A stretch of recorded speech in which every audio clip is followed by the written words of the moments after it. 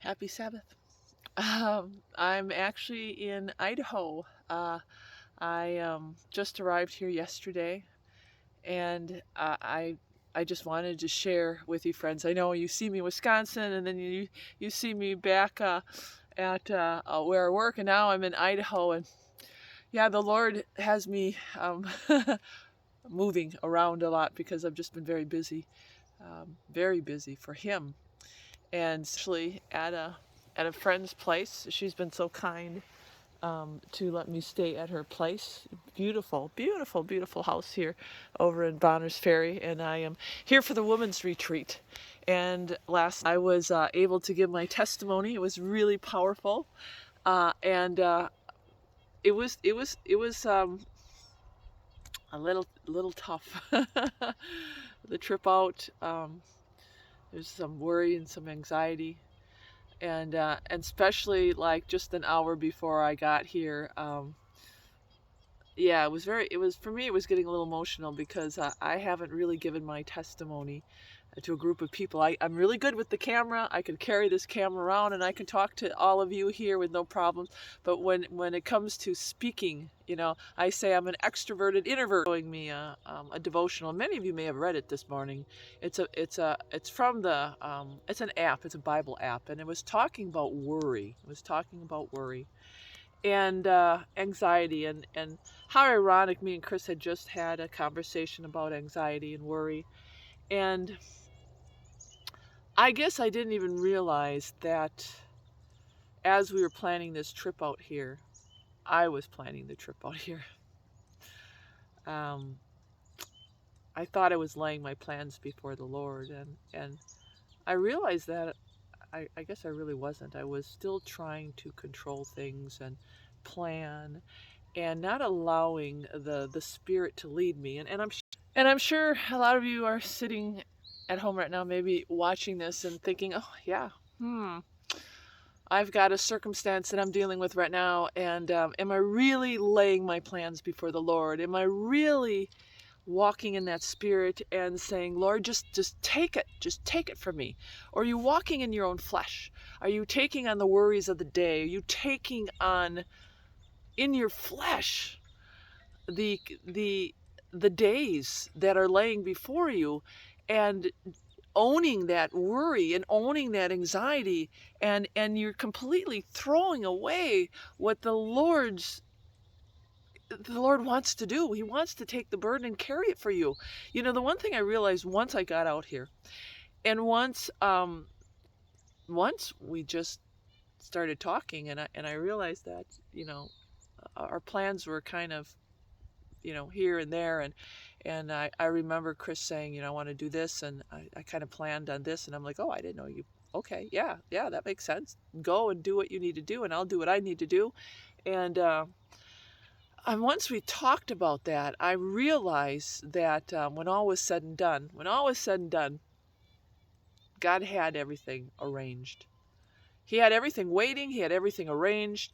And yet, up to that point, even both of us, I think, we were overthinking, overanalyzing.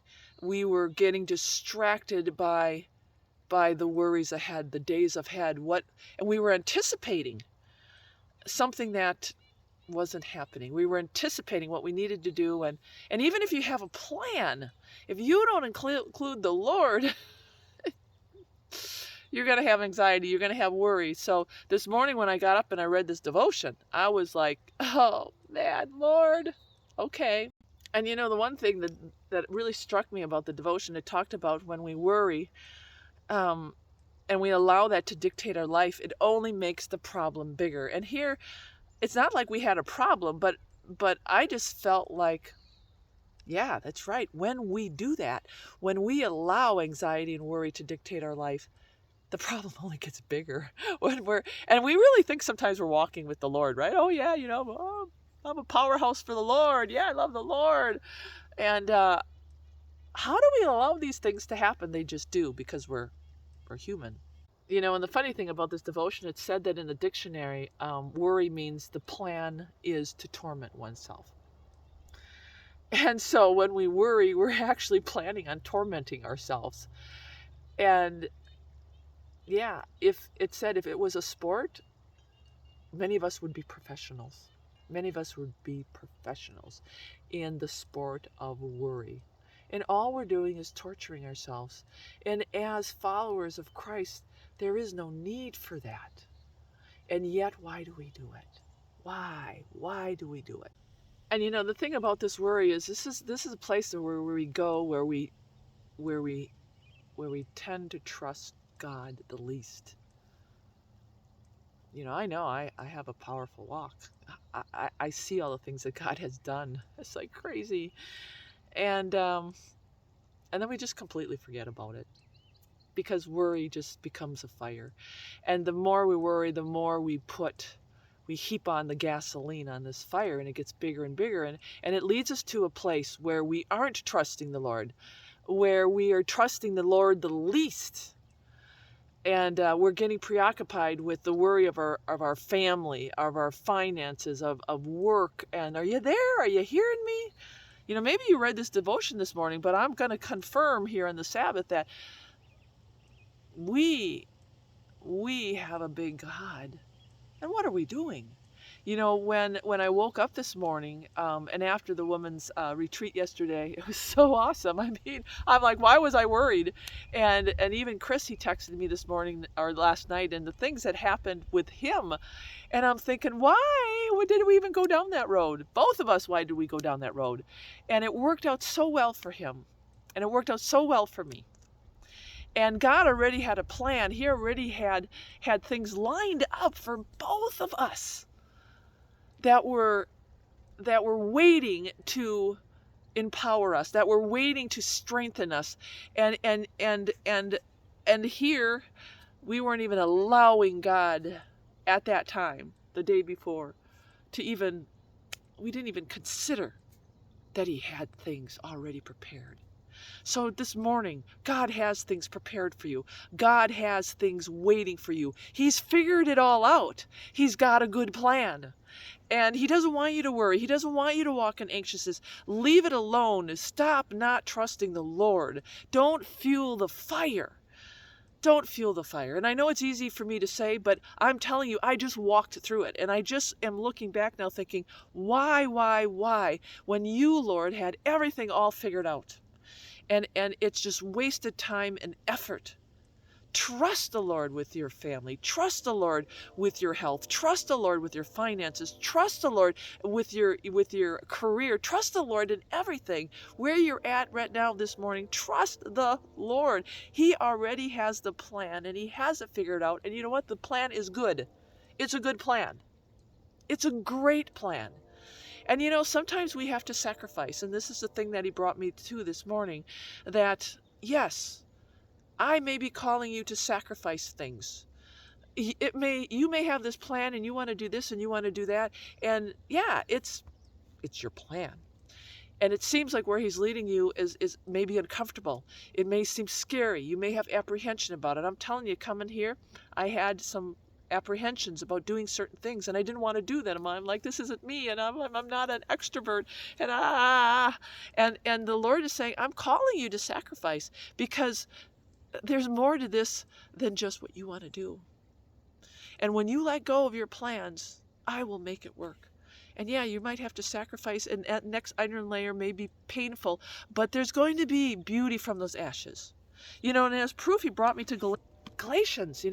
I kept paging by Galatians, and he's like, and here I was, I was reflecting on the sacrifices that I've had to make. And yeah, I was crying a little bit because sometimes the sacrifices are hard. They put me in a position that I feel like I get weary, I get tired. They're hard sacrifices sometimes. They put me outside of my comfort zone. And I'm telling you, sometimes I don't like it. And I want to run to the mountains. And I want to be away. And I just want to rest sometimes. I just want to rest. And sometimes he's not calling us to rest. He's calling us to persevere and to go forward. I'm not in his timeline. I'm not on my timeline. I'm on God's timeline. And God's timeline can be wearisome. And I feel the toil sometimes of those sacrifices that I have to make. But you know what? He made the greatest sacrifice. So because I love Jesus, because I love him with all my heart, mind, and soul, those sacrifices are worth it. So this morning I'm crying. I was weeping about the sacrifices. I'm like, oh, I got another sacrifice. And he kept doing this Galatians thing. And so I just opened it up. I opened it up and my eyes fell on this. It's crazy. My eyes fell on this. It says, and let us not grow weary while doing good. For in due season we shall reap if we do not lose heart. So wherever you're at this morning, whatever the Lord is calling you to do, if you have anxiety or worry, if he's calling you to sacrifice, whatever it is, he is trying to move you up higher. He's trying to show you that he can trust you, and that that you can trust him, and that he's got a plan for you, and the plan is a good plan. And it may be painful where you're at, but let it go and go forward. Let it go and go forward. Do not grow weary.